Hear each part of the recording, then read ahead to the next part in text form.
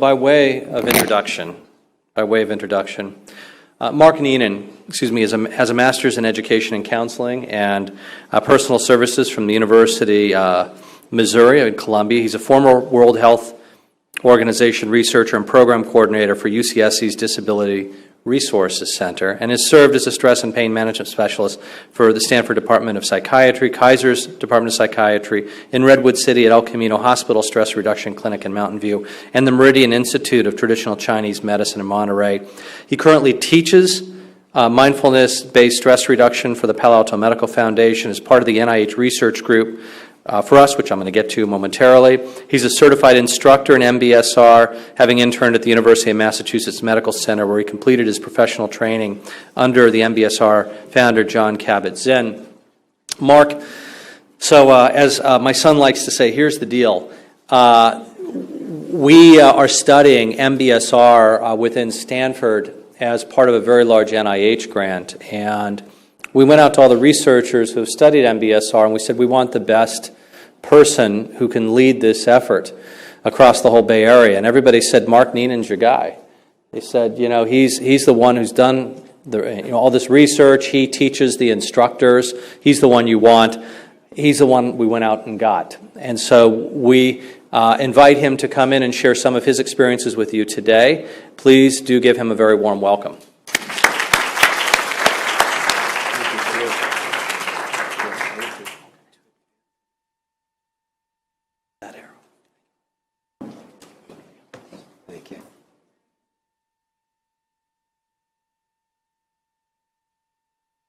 You know, it's towards the end of the afternoon here, and I think it would be good for you to go ahead in any way that would be good for you to move a little bit. Just if it's rocking forward or back, or if you can stand up, go ahead and stand up and maybe twist.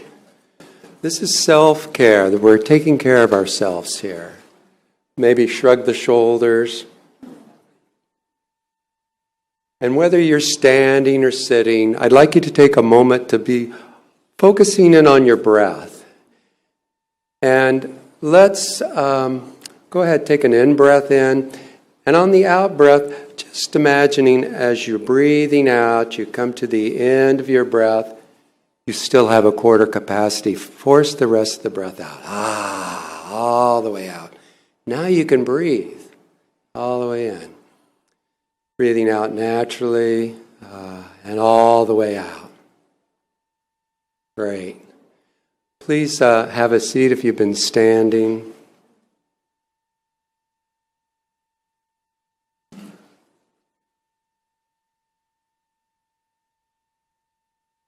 I want to acknowledge Dr. Mackey and all our presenters earlier today. Thank them for the very different and very effective treatments, the reduction of pain.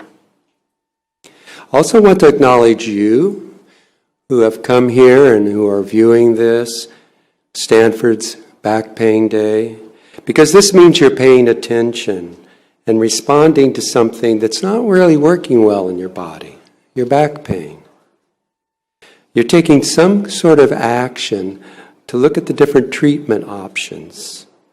Many people don't get as far as you do. They try to ignore the pain. They just want to numb it. They're like James Joyce's character in The Dubliner, Mr. Duffy, who lived his entire life a short distance from his body. Now, others have explained quite a bit about the complex interrelations of pain, emotion, thoughts. I'm just going to reduce this down to 2 slides and reinforce what has been said earlier today and bring you more into a visceral understanding of your experience than just working so much with the thoughts and cognitive pieces. It's really counterintuitive to look into our pain and our suffering. There seems to be little advantage to going into the discomfort. Yet the very resistance in doing so, can turn the volume up on the perception of pain and actually increase the experience of suffering. Let's look at this multiplying effect of resistance to back pain, or for that matter, any kind of pain. On the screen, you'll see the suffering equation, how pain is multiplied by resistance to it, and that equals the suffering experience. The first column is the level of pain. On a scale of 0 to 10, 5 represents a moderate amount of pain. This isn't the worst pain that you can think of or experience. It's more a level that would interfere with your task of daily living or possibly your ability to concentrate. So it's significant at a level. The middle column represents the level of our resistance to these felt sensations of physical pain, how much we fight it. It is also on a scale of 0 to 10, with starting out with a level of 5, or a moderate amount. So in the first or top of these three examples, the level of pain is moderate. It's all the same as you come down. However, the resistance is changing. On the top situation, the resistance level is a moderate 5, which would be fighting with the pain, tightening up around it, pushing it away, not wanting it here. And this results in a significant level of suffering, level 25. Now, the second layer is still the same level of 5 in pain. It's a moderate level. But now the resistance has dropped to a level 2. And this would be maybe noticing the pain, acknowledging it, but maybe intentionally trying to loosen up a little bit around it. And you can see the resulting in suffering is a significant drop, less than half of what it was. Now, if we go down to the bottom level of pain, again, it's still at a level of 5. But what would happen if with the same level, our resistance somehow could drop down to 0? Now, this would mean a 0 resistance of merely observing it, opening up to it with some kind of curiosity. What's really going on here? The physical pain and our response to it, being curious. Because the sensations are already here. That's one reason to look into them. Well, we know that 5 times 1 is 5, so that would still be a level of suffering. But actually in this equation, if you can drop the 0 down of resistance, even to the same level of pain, there would be 0 suffering.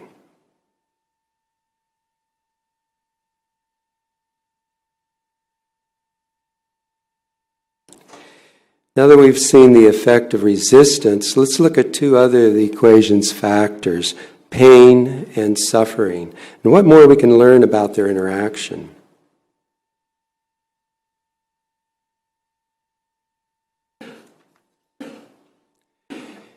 Pain is the physical felt sensations of the body. It could be a sharp shooting pain that's related to nerve-ending pain, or it might be more the pain of dull, aching, muscle pain, throbbing, soreness, a prickly heat. Now, suffering has more to do with our thoughts and emotions and reaction to these sensations. So we have both the bad news and the good news. The bad news is pain is our birthright. It's unavoidable at times. Whereas suffering is more optional. It is the reaction of our heart-mind to these uncomfortable sensations. So if we look under pain and this cycle that's showing there, the physical sensations of the body. Let's say, for example, I have a back, high shoulder pain, And I don't like that sensation. We often just want to kind of tighten up or hold this in a way that we aren't feeling it so strongly, trying to stop the muscle spasm. As we do that, though, we're cutting down the blood flow and the other ways that the body, in its own natural relaxation, could help heal the situation. So with that lower blood flow into the area and this tightening up, that might work for a while. But after a period of time, the pain sensations would come back into our awareness. And what would you do? Very often just tighten up a little bit more. And you can see how this cycles goes round and round. Maybe it was from a long time ago, maybe a car accident, but the stress is bringing it back up into our experience. As we shift over to the suffering side of the equation, again, many people earlier brought to our attention that our thoughts and emotions have a way of turning up the volume in the experience. We can get stuck in this reactivity. It's kind of being on automatic pilot. All those concerns of questions that could come up. Fear. Is this going to get worse? Is this permanent? Do I have to live the rest of my life? Is this really a harbinger of something yet even more serious? And so it can go into anxiety. What's next? From a specific fear, it could go into more free-floating anxiety about other sensations or other concerns in our life. There could be some really heartfelt anger about this. I'm too young for this. Medication should work. What is the therapy here? Darn this pain. Go into grief and loss. One loss is connected to all losses.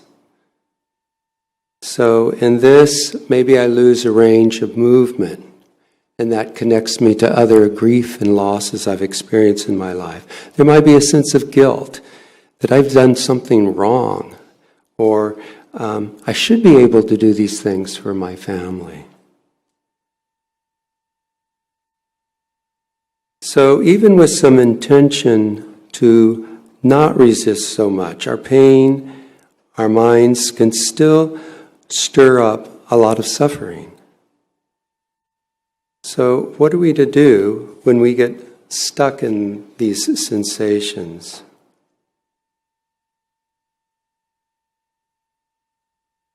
What I teach is mindfulness-based stress reduction.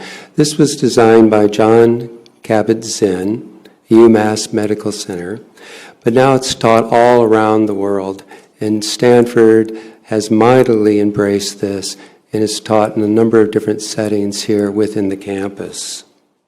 As research continues to go on, it's not research as to whether mindfulness-based stress reduction works or not. It's looking at the mechanisms of how it works and how it works biologically in the brain. So what is mindfulness? Mindfulness has 3 different characteristics. The first is it's moment to moment. It's in the current time. It's a careful paying attention and in a certain attitudinal way of non-judgmentalness. So it's moment by moment, careful paying attention in a non-judgmental way. Now this might sound like a cliche. What does that really mean?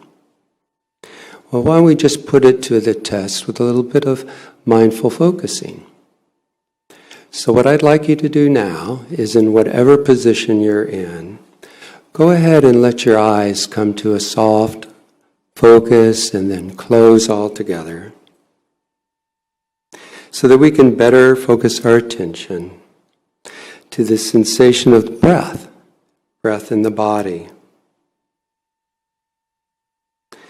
Maybe breathing out and all the way out, and breathing in just naturally. Now notice as you're breathing in that the air in the room is maybe cooler and drier. then as you breathe out, and when you breathe out, that it's more like the body itself, warmer and more moist. And just try that for a few times. Just notice how you're breathing in. The air is like the room itself, cooler, drier. And as you breathe out, it's more like the body. It's warm and moist.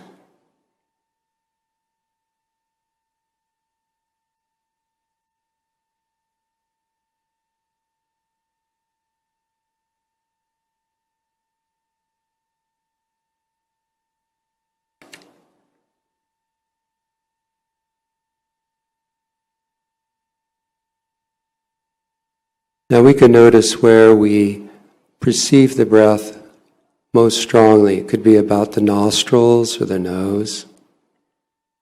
See if you can feel the tip of your nose with the breath, or the area just above the upper lip, as the breath enters the body.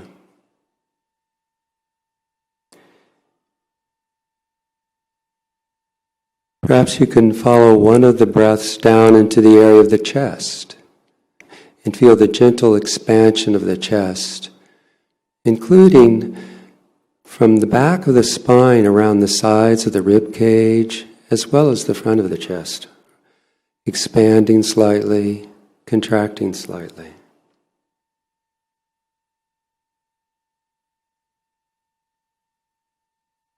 It's even possible to feel the breath deep down in the region of the belly and the abdominal wall. Perhaps even placing a hand down here in the area of the belly and just kind of feel the gentle rising or expansion with the in-breath and the falling away with the out-breath. So that your mind's attention is right down here, feeling the belly with the breath.